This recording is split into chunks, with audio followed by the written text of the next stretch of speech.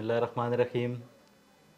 السلام علیکم احباب، لائف پلس کے پروگرام ناصر علی کی بیٹھک میں میں آپ کا میزبان ناصر علی ناصر حاضر خدمت ہوں۔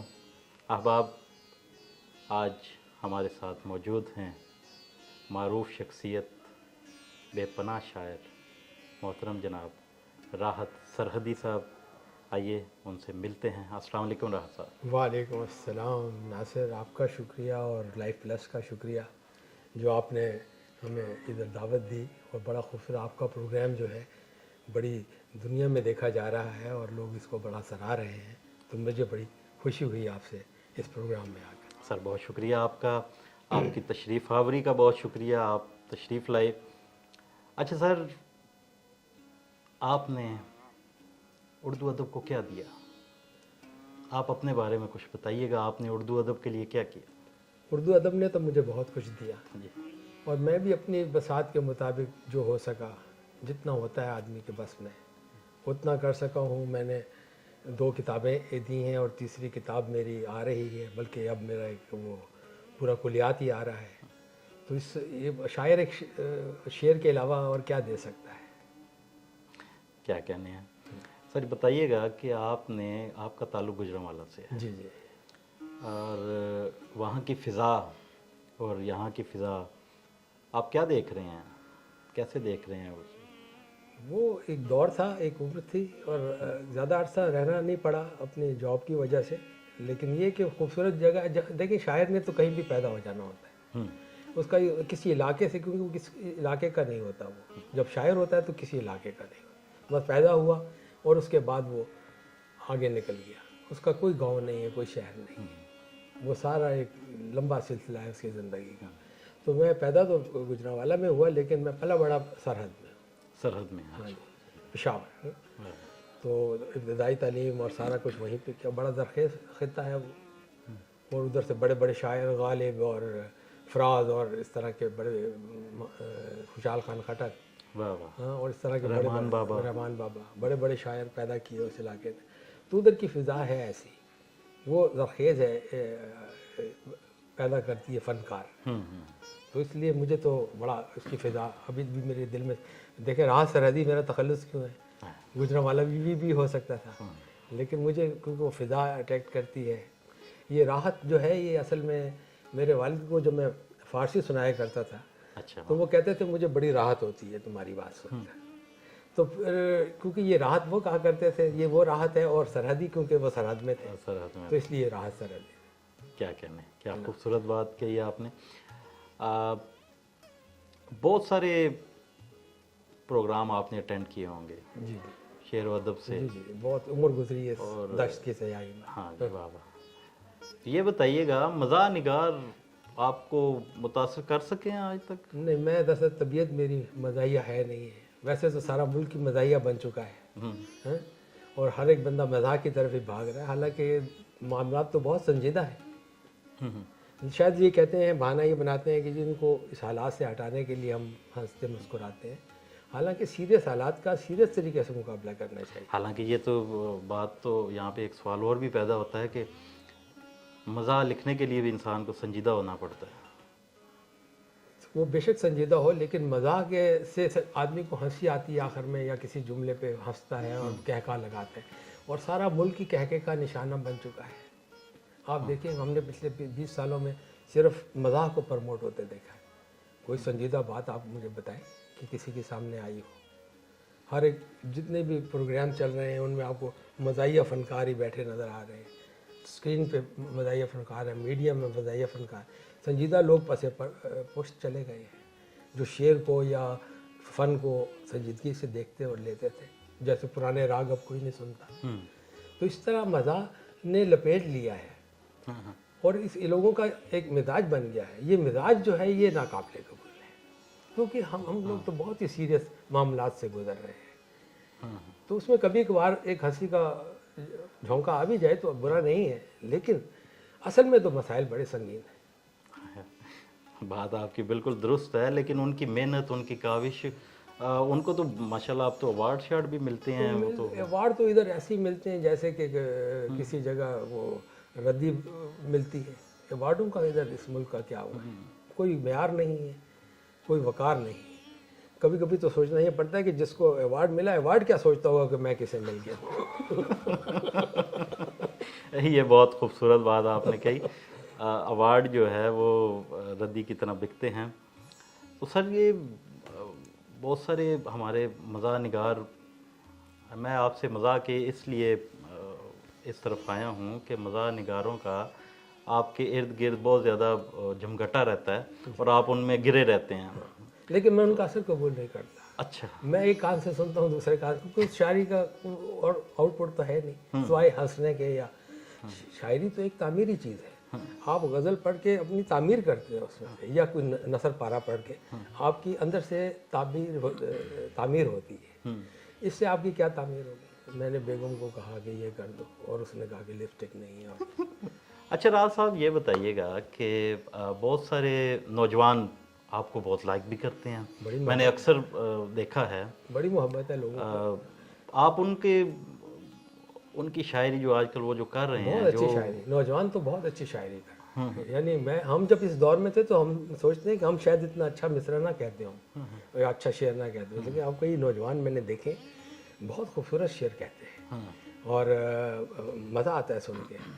ہم تو ہمارا تجربہ اور عمر کے ساتھ چیزیں بڑھ جاتی ہیں، لیکن ان میں ابھی سے ہی وہ اسپارک موجود ہے جو کہ وہ مجھے اچھا لگتا ہے۔ اچھا، یہ ادبی حلقوں میں ادبی اداروں میں یہ نوجوان ان کو نظر نہیں آ رہے؟ کیا ان کے لیے کچھ کام نہیں ہو رہا؟ ادھر تو چھاپے چلتے ہیں، اچھا، حکومت کے سارے محکموں میں چھاپے چلتے ہیں۔ پرانا چھاپا نکالا، اس کو دیکھا، اس کوئی تکلیف یہ نہیں کرتا کہ میں دیکھوں اس میں سے جینون کون ہے، کون کہاں کا ہے، کہ اس کو کیا کرنا ہے، اس کی یقین جانے آپ جا کے بے شک اکیڈمی آف رائٹرز میں جا کے آپ پوچھ لیں، سینیارٹی لسٹ دکھا دیں، they must not be having, ان کے پاس نہیں ہوگی، کیونکہ ادھر ایک کنفیوژن ہی مچا ہوا ہے۔ اور غدر پاکستان کی آبادی سے زیادہ تو شاعر ہو گئے ہیں۔ یہ تو خوشائند بات، یہ خوشحالی نہیں، یہ بے روزگاری کی نشاندہی ہے۔ اچھا، کہ اگر اتنے جس کو کوئی کام نہیں آتا وہ شعر کہنا شروع کر، لیکن اس میں اچھے شاعر بھی نکل آتے ہیں اور اچھے شاعر سے بھی ملاقات ہو جاتی ہے۔ اور یہ تو ایک غواصی ہے شاعری، یعنی ایک آپ غوطہ زنی ہے، آپ غوطہ لگاتے ہیں، کوئی بھری ہوئی سیپ لے آتا ہے موتی سے، کوئی خالی لے آتا ہے، اور اپنے بساط کے مطابق جتنا تیرنا جانتا ہے، تو یہ ہے شاعری۔ اچھا، اس کا مطلب ہے یہ پھر وہ پڑھنے لکھنے والا اور مطالعے والا اور یہ سارے سب چیزیں الگ ہیں؟ اس کے لیے کسی مطالعے کی ضرورت بھی نہیں ہے۔ اچھا، واہ، ہاں جی، یہ اب محمد بخش کتنے پڑھے ہوئے تھے، اور یہ جو تھے وارث شاہ اور باہو، ایک مدرسے سے پڑھے ہوئے تھے، مدرسے کا پڑھا ہوا کیا 10ویں پاس ہوگا ہمارے حساب میں، یا 11ویں پاس۔ پھر یہ کیوں یہ سوال کیا جاتا ہے کہ یہ شاعر کے لیے شاعر کے لیے تو یہ اللہ تعالیٰ کی طرف سے اترتی ہے چیزیں۔ یہ کس نے کہہ دیا آپ کو کہ ہاں مطالعہ کا یہ فرق ہوتا ہے کہ آپ جو لفظ لکھ رہے ہیں وہ ٹھیک لکھ رہے ہیں کہ نہیں لکھ رہے ہیں۔ اتنا تو پڑھا لکھا ہونا چاہیے کہ اپنے نام لکھ سکے۔ واہ واہ واہ، ہاں، باقی تو اللہ تعالیٰ کی عطا ہے یہ تو۔ میں تو اپنی شاعری کو میں نے کبھی بھی زور نہیں لگایا شاعری میں، میں نے کبھی بیٹھ کے کشیدہ کاری نہیں کی اور پیڑیاں نہیں بنائی۔ میں تو جو آتا ہے اللہ تعالیٰ کی طرف سے وہ رقم کر دیتا ہوں، اور یہ اسی کی امانت ہے اور یہ اسی کا دیا ہوا سب کچھ۔ اکثر سننے کو بھی ملتا ہے کہ کم از کم جی 20 سال آپ کو لگیں گے، آپ نے شعر فضا میں آپ نے رہنا ہے، 20 سال کے بعد آپ کا ایک نام۔ محنت ہے کہ شاعر کتنی کرتا ہے اپنے لیے، کتنے میڈیا میں جاتا ہے، کتنے لوگوں کی منتیں کرتا ہے، میرا نام کٹا کے اس کا نام لکھوا دیتا ہے، یا جو بھاگ دوڑی خباثت ہے۔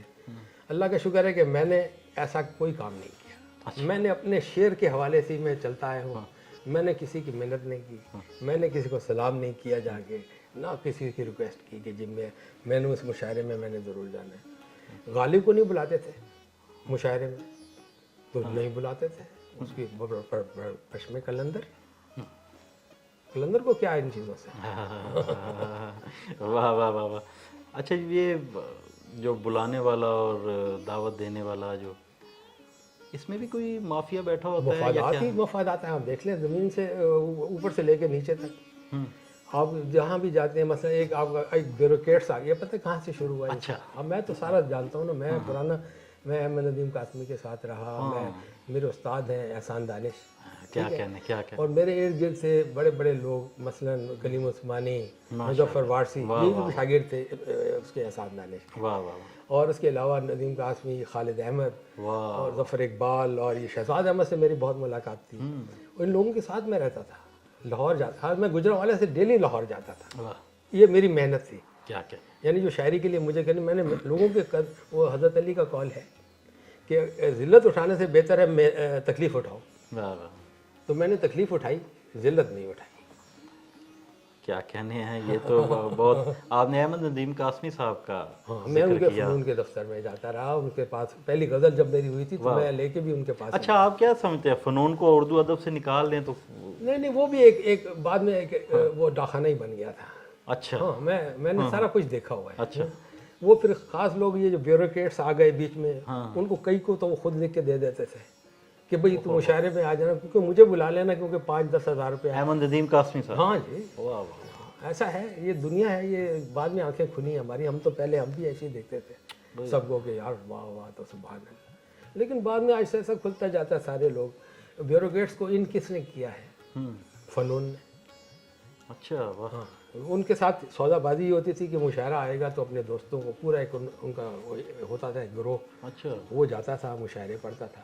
اور احسان دانش حالانکہ وہ درویش تھا، وہ خانقاہ تھی اس کی، اس کے بے شمار شاگرد تھے، اتنے زیادہ شاگرد تھے، لیکن اس نے کبھی ایسا کوئی ڈرامہ نہیں کیا. اس نے اپنی آواز سے ہی اٹھا ہے اور اسی طرح چلتا رہا ہے. تو یہ فرق مجھے نظر آیا ہے دونوں میں. دونوں کی عزت کرتا ہوں، بڑا احترام کرتا ہوں، احمد ندیم کا بھی، سب کا بھی جو مجھ سے بڑے ہیں. میں اپنے بڑوں کا، اپنے والدین کا بھی احترام کرتا ہوں، ان کا بھی کرتا ہوں. لیکن جہاں تک ادب اور اس کی بات ہے، جو زیادتیاں ہوئی ہیں، جو جس نے کی ہے، وہ لوگوں کے سامنے ضرور آنی چاہیے. ہاں، یہ تو یہ ایک سچے شاعر اور سچے انسان کا ہمیں کیا لینا ہے ان شاہوں سے. اور اچھا سر، کیا خوبصورت بات آپ نے کی. احمد ندیم قاسمی صاحب کا ذکر چلا، بہت سارے احسان دانش صاحب کا ذکر ہوا. اچھا سر، وہ تو گزر چکے، انہوں نے جو کام کرنا تھا وہ تو کر چکے. جو آپ کے نزدیک ان کی خامیاں تھیں وہ بھی آپ نے بتائیں، جو خوبیاں تھیں وہ بھی آپ نے ڈسکس کی، جو اچھائیاں. اچھا سر، اس جہاں پہ آپ رہ رہے ہیں، جس خطے میں پوٹھوہار اس کو کہا جاتا ہے، یہاں کے نوجوان وہ بھی اسی لابی کے شکار ہیں آج بھی؟ لابی تو جی یہ غالب کے دور سے تھی. جیسے ذوق تھا، ایک اپنا ساز و سامان تھا، غالب بیچارے کا اپنا ساز و سامان تھا. تو اس وقت سے بھی یہ کشمکش اور بادشاہوں کے پاس پہنچنے کے لیے لوگ طرح طرح کی کوششیں کیا کرتے تھے. اپنے بچوں کو مخنثین بنا دیا کرتے تھے کہ بادشاہ کے دربار میں جگہ مل جائے. تو شکر ہے میں اس دور میں شامل نہیں ہوا، اور میں خوش ہوں کہ یہ ذلت سے بچ گیا ہوں. نہیں تو مجھے نظر آتا ہے کہ کون کہاں کھڑا ہے اور کیسا ہے، کیونکہ میرے سامنے یہ سارے لوگ آتے جاتے رہے. اور میں نے کبھی بھی، حالانکہ بڑی سخت میری جاب تھی اور میں بہت زیادہ سرگردانہ ہوں، لیکن اس بہانے میں نے بہت سے جگہوں پہ، مثلا لاہور تو میری جگہ ہی تھی، تو اس کے بعد ملتان، باولپور، کوئٹہ اور پشاور اور یہ ساری جگہیں میں مشاعرے بھی پڑھے جا کے، اور لوگوں کے یہ حلقۂ ارباب ذوق پہ میٹنگ بھی اٹینڈ کرتا رہا ریگولرلی. لیکن یہ ہے کہ اس کے باوجود بھی کہا جا سکتا ہے کہ ادھر کا جو ماحول ہے وہ اور طرح کا ہے. ادھر بھی کوئی گروپ بندی ہے. اور اچھا سر، بات کرتے ہیں نظم کی، غزل کی، شعر کی. تو یہاں پہ ہمارے پاس نظم کا اگر ذکر ہو تو ڈاکٹر وحید احمد صاحب کا نام سامنے آتا ہے. بہت اچھے شاعر ہیں، میرے پیارے دوست ہیں، میرے بھائی ہیں، اور بہت اچھے شاعر ہیں، اور بھی نظم کے شاعر ہیں. جی جی. اور غزل کا اگر ذکر کیا جائے تو یہاں پہ ہمارے سامنے اختر عثمان صاحب بہت بڑا حوالہ ہے. بہت اچھا، خوبصورت، اور اسی طرح کے اور احباب جو ہیں. غزل اچھی کہہ رہے ہیں، خوبصورت غزل سننے کو ملتی ہے. لیکن اب یہ غزل کا پہلے یہ نظم کا شہر تھا، اب یہ غزل کا شہر بنتا جا رہا ہے راولپنڈی. ہاں، کیونکہ اب ادھر بہت سے لوگ لاہور سے بھی نقل مکانی کر کے یہاں آباد ہو رہے ہیں. میں بھی خود 10-15 سال ہوئے مجھے، میں بھی باہر سے یعنی ایک طرح سے گجرانوالے سے واپس ادھر آ کے سیٹل ہوں. تو اس طرح کئی اور لوگ جو ہیں اچھے شاعر بھی آ رہے ہیں، اور غزل کا شہر بنتا جا رہا ہے نظم کے ساتھ ساتھ. پہلے نظم کا حوالہ زیادہ تھا यानी स्टार्ट में तो शहर अफसाना के नाम से था, शायर अफसाना था, फिर उसके बाद ये शहर नज़्म हुआ, फिर अब ये आप कह रहे हैं कि शहर गज़ल। हाँ, बहुत अच्छे शायर इधर इकट्ठे हो गए हैं और बड़ी अच्छी महफिल शेर सुनने की। वैसे तो बहुत बड़े बड़े मुशायरों का जाने का फ़ायदा कोई नहीं है, क्योंकि उधर तरह तरह के वो घोड़ा गधा सारा उन्होंने इकट्ठा बांधा होता है। अच्छा, वाह वाह। तो इस तरह नहीं, अब नशिस्तों की दौर है, उसमें आपकी अपनी चुनाव होता है कि किसको बुलाना है, आराम से बुलाएं, सुने। और अच्छा, इसी हवाले से हम आगे चलते हैं कि ये सोशल मीडिया जी जी, इसमें क्या किरदार अदा कर रहा है? सोशल मीडिया का तो बहुत अभी पूरी तरह आज़ाद नहीं कर रही है। अच्छा, हाँ, अगर इसको अभी रास्ता मिल जाए तो इसमें बहुत से खूबसूरत रास्ते मौजूद हैं, बहुत अच्छा कहने वाले, सुनने वाले। पहले ये होता था कि एक गज़ल आती थी तो वो पहले मुरासियों को दिए करते, भाइयों पर चला करती थी बारह खानों पे। जी जी। तो अब वो रेडियो पे आ गई और उसके बाद फिर टीवी पे, और उस तरह आगे चलती गई। तो अब ये है कि अब पहले शेर कहता था बंदा तो पूरा इलाका या जो उर्दू जानने वाले होते थे उनको पता चलता था कि शेर कहाँ है। अब ऐसा है कि लोग बहुत बहुत कुछ कहते हैं, किसी को पता ही नहीं चलता कि कहाँ गया, और क्या, और रद्दी में गया या किताब में छप गया। और किताब कौन खोलता है, सिर्फ व्हाट्सएप खोलते हैं। हाँ कि जी इसमें अब अदब जो है किताबों से उठ के व्हाट्सएप में आ गए। हम जो थे, हम लाइब्रेरियों में दिख के खाया करते थे। क्या ये खुशाइन बात नहीं है कि आप डिजिटल हो गए हैं, आपके पास अब वसाइल जो हैं वो ज़्यादा? नहीं, डिजिटल होना बहुत खूबसूरत बात है, आसान है।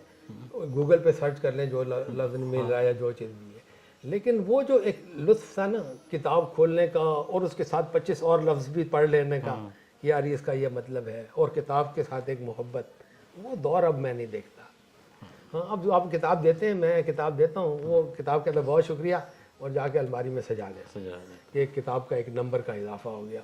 हालांकि किताब तो पढ़ने के लिए दी जाती है। दूसरे ममालिक में हालांकि इतना मीडिया है, इतना सब कुछ है, लोग रोज़ाना रात को पढ़ते हैं, सफ़र करते। मैं अभी पिछले दिनों डबलिन से होके आया हूँ, वहाँ देखा मैंने लोग ट्रेन में बैठे किताब पढ़ रहे हैं, मोबाइल नहीं देख रहे। इसलिए पढ़ाई बहुत ज़रूरी है। जो पढ़ाई आपको तस्वीर दिखाती है ना, वो कैमरा नहीं दिखा सकता। अच्छा, हम उसी मुताले की बात कर रहे हैं, ये जो आप अभी बात कर रहे थे पहले कि मुताला ज़रूरी नहीं है, आपने कहा था।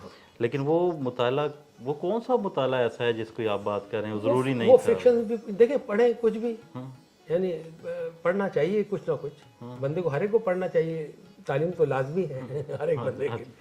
तो अगर आपको देखें, मैं कहता हूँ अगर आपको अलिफ बे पढ़ना आ गया ना, अलिफ बे से ये तक, तो फिर अगर आपने किताब नहीं पढ़ी तो आपने अपने साथ बहुत बड़ा जुल्म किया।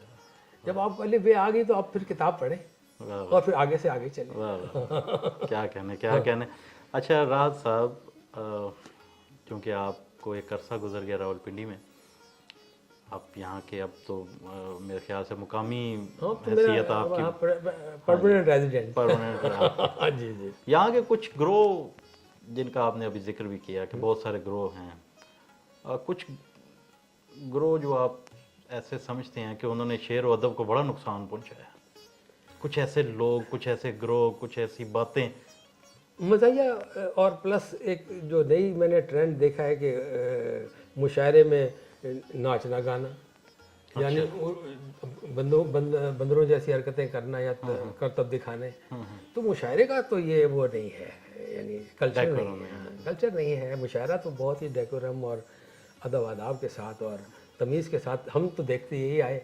अब हमें देखना पड़ रहा है, तरह तरह के जो है आते हैं, लेकिन शायद दौर का ये तकाजा हो। अच्छा, आप वो जो उस शायरी का जिक्र कर रहे हैं जो तरन्नुम से गाई जाती है, या उससे हट के कोई और? उसके अलावा ये जॉन एलियट से जैसे शुरू हुआ है, ये जॉन एलियट की इजाद है। उसके बाद से नौजवानों ने कहा कि ये लोग पसंद कर रहे हैं तो ये तरीका ठीक है।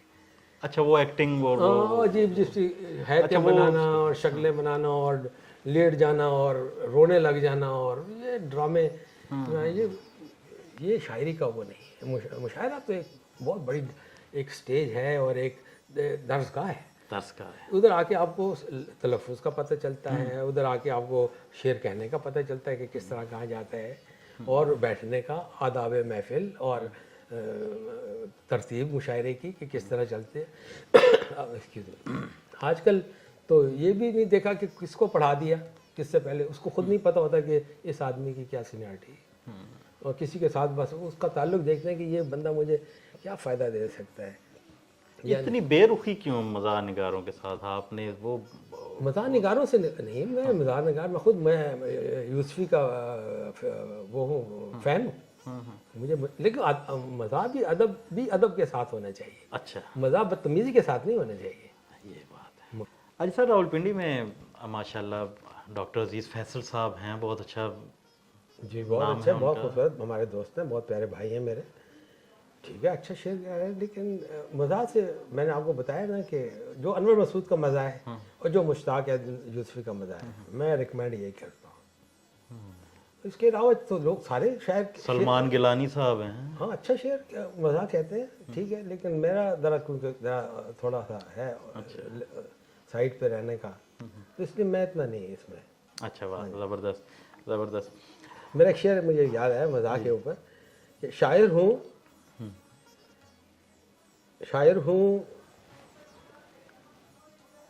جوکروں کی، شاعر ہوں مسخروں کی پٹاری نہیں ہوں میں. شاعر ہوں مسخروں کی پٹاری نہیں ہوں میں، کرتب دکھانے والا مداری نہیں. اچھا اچھا اچھا، واہ واہ واہ واہ واہ واہ واہ، بہت خوب. تو آپ نے مزاح نگاری کو جو ہے وہ پسند نہیں کرتے؟ نہیں، پسند کرتا ہوں، میں نے آپ کو بتایا کہ پسند کرتا ہوں، لیکن بہت اعلیٰ درجے کی. اچھا، ہاں، جیسے مشتاق احمد یوسفی ہے اور انور مسعود ہے، یہ واقعی بات کرنے کی کیا بات ہے. یہ آپ انور مسعود صاحب اور مشتاق احمد یوسفی صاحب سے نیچے جو مزاح لکھتے ہیں، وہ ابھی ان کو عمر چاہیے. اچھا، ابھی ان کو اس جگہ تک پہنچنے کے لیے عمر چاہیے. بہت خوب بہت خوب. راحت سرحدی صاحب، میں نے سنا ہے کہ آپ ترنم سے بھی گاتے بھی ہیں اور ترنم سے کبھی کبھی پڑھنے اپنا کلام ہے تو اس کو کسی طریقے سے بھی آپ لوگوں تک پہنچا سکتے ہیں. اچھا، واہ، زبردست. بس یہ کوشش ہوتی ہے کہ بس جو بھی سر کچھ عطا ہو، ہمارے آڈینس بھی سننا چاہیں گے. جی ضرور. یہ میری کتاب سے ہی میں آپ کو جی اگر کہیں تو، برباد نہ کی عشق میں ایک رات بھی سو کر. واہ واہ واہ واہ، برباد نہ کی عشق میں ایک رات بھی سو کر، واہ، پہنچا ہوں اسے ملنے میں دیوار سے ہو کر. واہ واہ واہ واہ واہ، برباد نہ کی عشق میں ایک رات بھی سو کر، پہنچا ہوں اسے ملنے میں دیوار سے ہو کر. واہ واہ، جیسے کہ کبھی لاش کنارے نہ لگے گی. واہ، جیسے کہ کبھی لاش کنارے نہ لگے گی، تم وہ سوچ رہا تھا مجھے دریا میں ڈبو کر. واہ واہ واہ واہ، کیا جیسے کہ کبھی لاش کنارے نہ لگے گی، واہ واہ واہ، کیا کہنا. وہ سوچ رہا تھا مجھے دریا میں ڈبو کر، مہتاب نہ بن جائے اگر جھیل تو کہنا. واہ واہ واہ، مہتاب نہ بن جائے اگر جھیل تو کہنا، تم پاؤں تو دیکھو ذرا پانی میں بھگو کر. ہائے، واہ واہ واہ واہ واہ، کیا کہنا کیا کہنا، بہت خوبصورت ہے. مہتاب نہ بن جائے اگر جھیل تو کہنا، تم پاؤں تو دیکھو ذرا پانی میں بھگو کر. واہ واہ واہ، نچواتی ہے پریوں کو غرض بھوت کے آگے. واہ، نچواتی ہے پریوں کو غرض بھوت کے آگے، حالات بنا دیتے ہیں اوتار کو جو کر. نچواتی ہے پریوں کو غرض بھوت کے آگے، حالات بنا دیتے ہیں اوتار کو جو کر. واہ واہ، پی کر مجھے معلوم ہوا رات اچانک. واہ، پی کر مجھے معلوم ہوا رات اچانک، سائے سے بھی چلتے ہوئے لگ جاتی ہے ٹھوکر. اچھا اچھا، واہ واہ واہ واہ واہ، پی کر مجھے معلوم ہوا رات اچانک، اچانک، سائے سے بھی چلتے ہوئے لگ جاتی ہے ٹھوکر. اب موت کی لوری ہی سلائے تو سلائے، ہم نے کبھی آرام سے دیکھا نہیں سو کر. واہ واہ واہ واہ، پڑ جاتا ہے راحت کبھی دنیا کو دکھانا. واہ، پڑ جاتا ہے راحت کبھی دنیا کو دکھانا، روتے ہوئے ہنس کر کبھی ہنستے ہوئے رو کر. واہ واہ واہ واہ، پڑ جاتا ہے راحت کبھی دنیا کو دکھانا، روتے ہوئے ہنس کر کبھی ہنستے ہوئے رو کر. برباد نہ کی عشق میں ایک رات بھی سو کر، پہنچا ہوں اسے ملنے میں دیوار سے ہو کر. واہ واہ، کیا کہنا کیا کہنا کیا کہنا. جی راز صاحب آپ غزل دوسری بھی. عجیب بسم اللہ. خدا کے بعد ہے خود پر بہت یقین مجھے,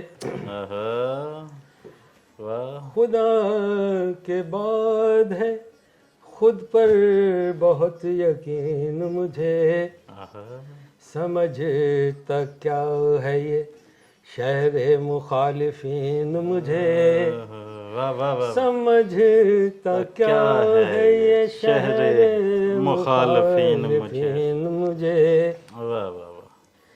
اسی لیے تو خفا ہیں یہ مصلحت زادے, واہ اسی لیے تو خفا ہیں یہ مصلحت زادے, کہ کیوں بنانے نہیں آئے دو کے تین مجھے, واہ واہ واہ واہ واہ. اسی لیے تو خفا ہیں یہ مصلحت زادے, کہ کیوں بنانے نہیں آئے دو کے تین مجھے, واہ واہ واہ.